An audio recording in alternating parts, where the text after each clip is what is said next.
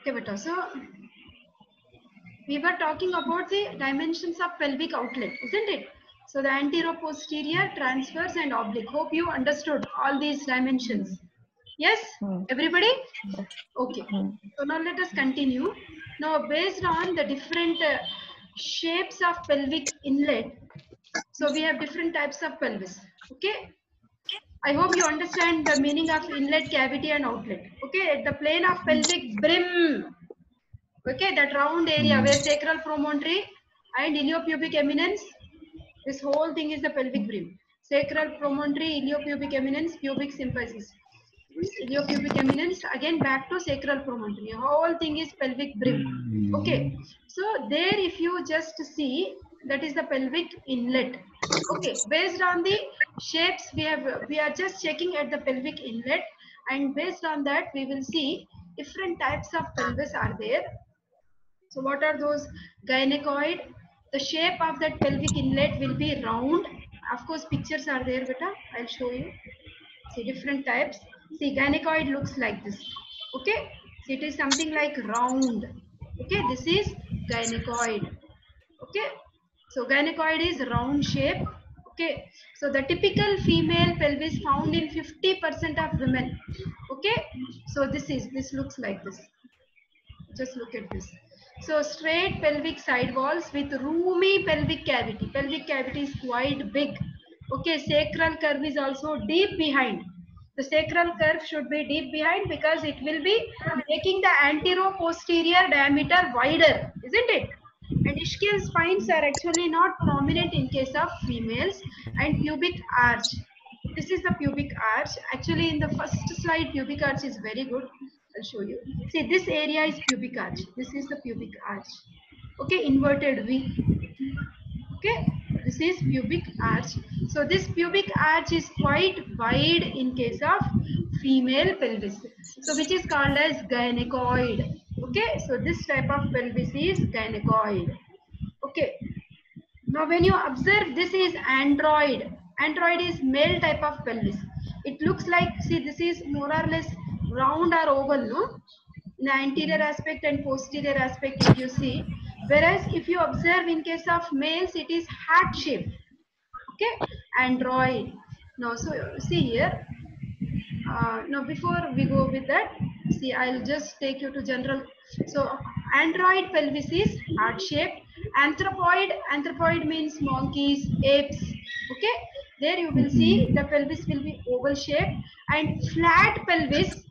Okay, that is flat pelvis in some people. It is platypeloid. Okay, so we have four different types of pelvis. Gynecoid is the most common type of pelvis we find in females. Okay, so we have android, anthropoid, and platypeloid. Gynecoid is what we have seen now. Now let us see android. It is typical male pelvis where the pelvic brim, that is the pelvic round inlet, so it is heart shaped, and pelvis is like a funnel from above downwards. If you see, it is not so wide as we see in case of female. All dimensions, whether you take antero-posterior, whether you take transverse, whether you take oblique, okay, all these dimensions will be comparatively less. Instead of 10 centimeters, it will be 8. Instead of 12.5 centimeters, it will be 10, something like that. So these are convergent side walls. That means the walls are very close and it is like a funnel. Okay, it's not wide in as we see in case of female. In case of female, it is like a wash basin. It is like quite big. Okay, so and the pubic arch is also, see, this is the pubic arch area which will be narrow in case of males. Okay, so that is android pelvis. Okay, and the ischial spines are, bony elevations are always well marked. And I told you, like, I will give you a clue. When you lift the male pelvis, it will be heavy because all bones are very well developed in case of males when you compare with females. And when you lift the female pelvis, it will be light in weight comparatively, but the dimensions will be wider. Antero-posterior, transverse, and oblique diameters are wide in case of females, but when you feel and lift it, it will be light in weight. Male pelvis, all dimensions are narrowed and it will be very heavy when you hold it. Okay, this is a rough idea which will help us to make out when you are asked Viva question. Identify which is male pelvis, which is female pelvis. Okay, so that is, first of all, you have to check for the weight, of course. Sometimes it may be both equal, then it is always better to go with dimensions because it differs from person to person also, no? Depending upon race also. Indians, our race, our bones are comparatively little lighter in weight when you compare with Africans. Africans are very muscular people, no? Isn't it? Like that.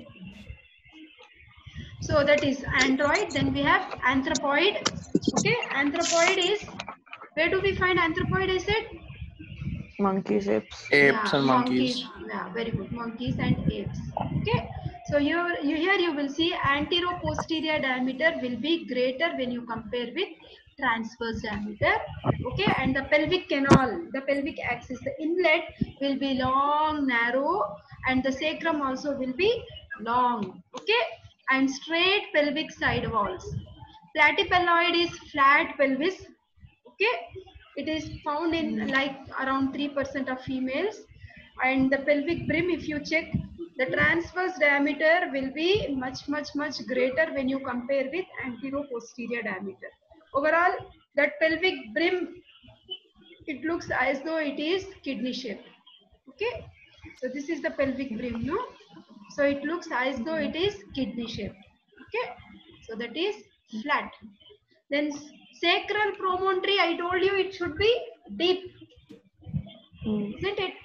So, but in this case it is pushed forwards. Okay, pushed forwards. That's the reason antero-posterior diameter is becoming less, isn't it, beta? Transverse diameter is becoming more and antero-posterior diameter is becoming less. So this flat type of pelvis is also not so good to go for a normal delivery or normal parturition. Okay, the best type of pelvis, what is supposed to be usually when we check the radiographic pictures, it should be gynecoid pelvis. Okay, that is. So you have different types of pelvis here. Gynecoid is the typical female pelvis. Anthropoid in apes, android in case of males. You can see it is like heart shape. It is oval. It is flat, platypelloid. Okay. So these are the different shapes of pelvis based on which.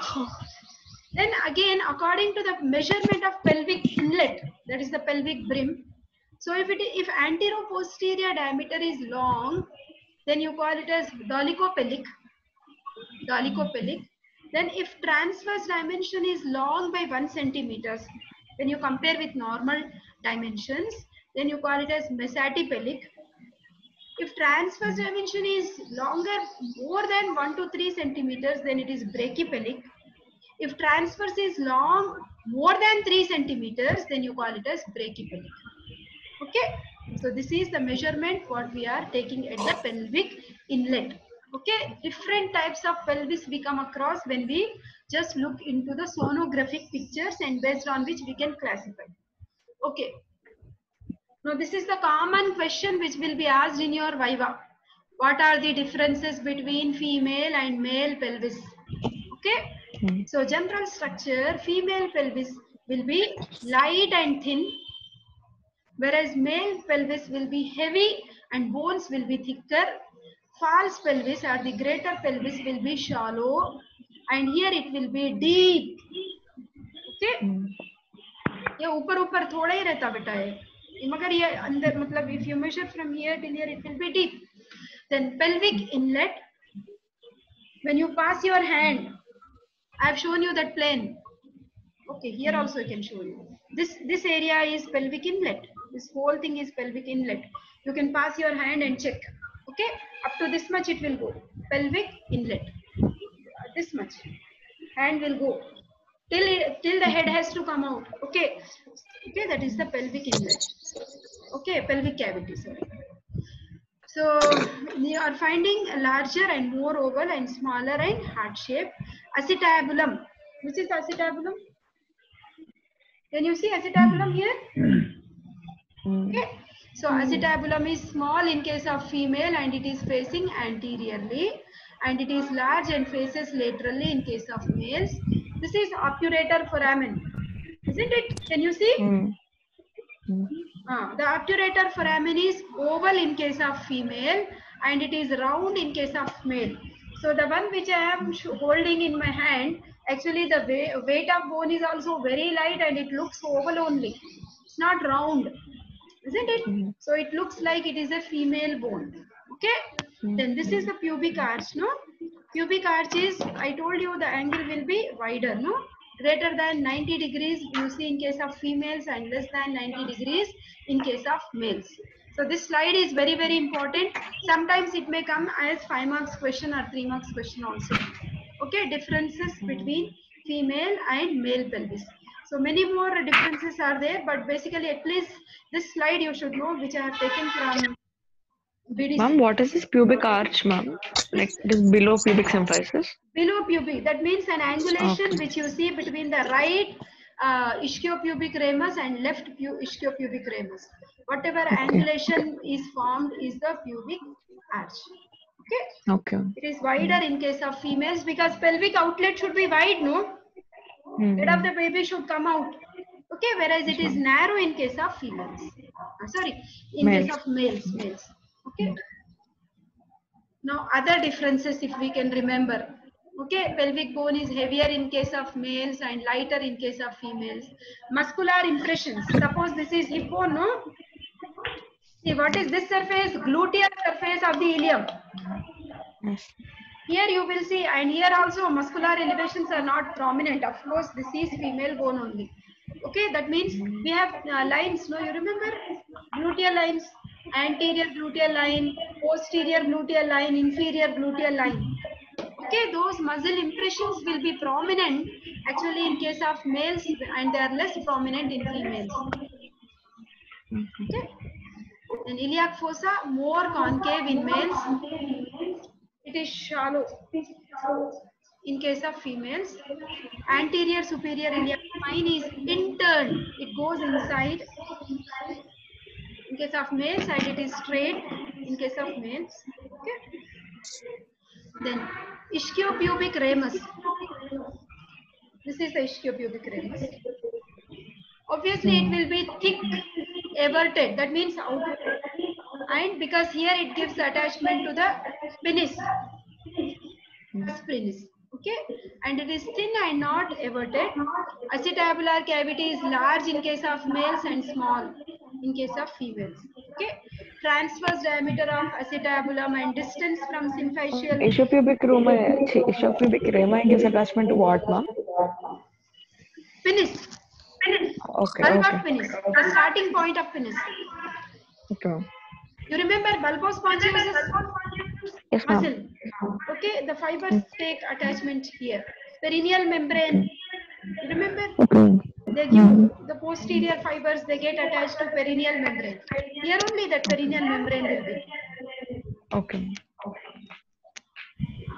So apart from that, you will see the transverse diameter of acetabulum, distance from symphysial surface of pubis to anterior margin of acetabulum. This is a complicated point. You can leave better. Obturator foramen is large and oval in males and small and triangular in case of females. Preauricular sulcus. See, in this hip bone, this is iliac fossa and this is the sacral tuberosity. Actually, this is the sacral surface, what you see in the ilium bone. Here, the sacrum bone comes and it gets articulated to form the sacroiliac joint. Here, you will see there will be one small notch. Okay. So, actually, this area is completely like ear. Here. Okay. So just above this, there will be one sulcus, which is preauricular sulcus, which will not be so prominent in case of males and it is little more prominent in case of females. Okay. Then articular surface of the body of S1. S1 is sacrum vertebra, isn't it? You remember ala? Sloping downwards from the sacral promontory, the one which is, this is ala. This is also ala, isn't it? Ala of sacrum. This area is ala. So this is like articular, that means the surface of the body of the S1 is larger than ala in case of males, and it is smaller or equal. Body and ala size is same in case of female. Okay, same. So pelvic inlet is heart shaped. This was there also. It is round in case of females. Pelvic cavity, what you pass your hand, that is longer and more conical and in males, and shorter and more cylindrical in case of females. Symphysis pubis is elongated in males and it is short in case of females. Okay. This line is not required, but you will get confused. Not required. This angle also I told you. Anyhow, we have seen all these things. Pelvic outlet, it is small, 1 inch lesser in all diameters when you compare with females. Already I told you this. All dimensions are less in case of males when you compare with females.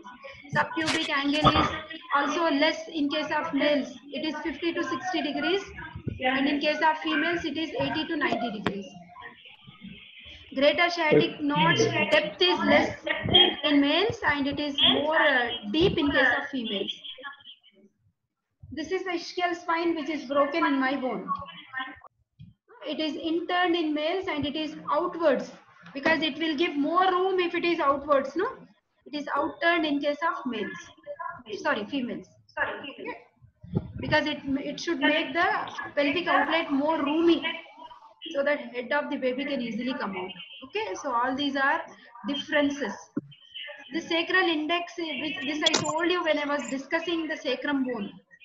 I gave you the maximum breadth into 100 by maximum length. Okay, all these dimensions we have studied there also. So these are all pelvic inlet, how it looks. It is oval, whereas it is heart-shaped. Android. This is android and this is gynecoid. Okay, this is pelvic outlet. Overall, if you just compare, outlet is so much narrow, no? Whereas so much wide in case of females. This is the pelvic cavity, which is wider in all planes, whereas it is funnel shaped. This is pubic arch. What Hemalata asked me. Ischiopubic ramus, pubic symphysis, ischiopubic. Okay, it is wider in case of females and narrow in case of males.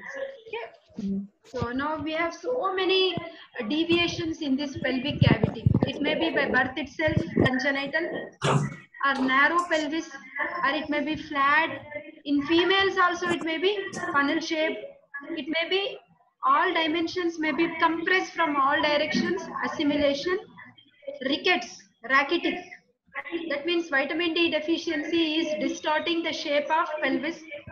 In case of adults, deficiency of vitamin D will lead to softening of bones, which is osteomalacia. In case of tuberculosis also, you will see there may be bony deformities, lordosis, kyphosis, scoliosis, spondylosis. All these are bony deformities which are changing the curvature of pelvis. Okay. So what will happen in such cases if we are not taking proper care during antenatal checkup? Antenatal means when the mother is pregnant, she will come to us. Minimum visits should be at least every trimester. One visit is must. How many trimesters? We will have 3 trimesters. One trimester will be 3 months. 3 months, 3 months, 3 months. If they are very poor and can't afford, and if you are working in government setup, generally we will ask 1 trimester, 1 visit is must. During last trimester, at least she has to visit twice during her last month. Okay? So why all these visits are important? Because we should check if all pelvic dimensions are normal or not. Then only you will decide whether this lady will go to normal labor or not. But suppose if we didn't take proper care, then unnecessarily the lady will go to prolonged labor. Okay. Cephalopelvic disproportion means head of the baby is big and pelvic dimensions are narrow. Okay. That is, cephalo is head, pelvic is mother's dimensions. They are not proportionate. We call it as cephalopelvic disproportion. Breech means normally the head of the baby should come first. But sometimes instead of head, shoulder presentation can be there, foot presentation can be there. Okay, anything buttocks can come first. All those presentations are called as breech presentations. Okay, so all this will be making the picture much more crucial during the time of labor. That's why we should be prompt. In case of infertility also, we should check if the dimensions are proper or not. So I hope you understood. Yes, ma'am. Okay, then we'll stop here.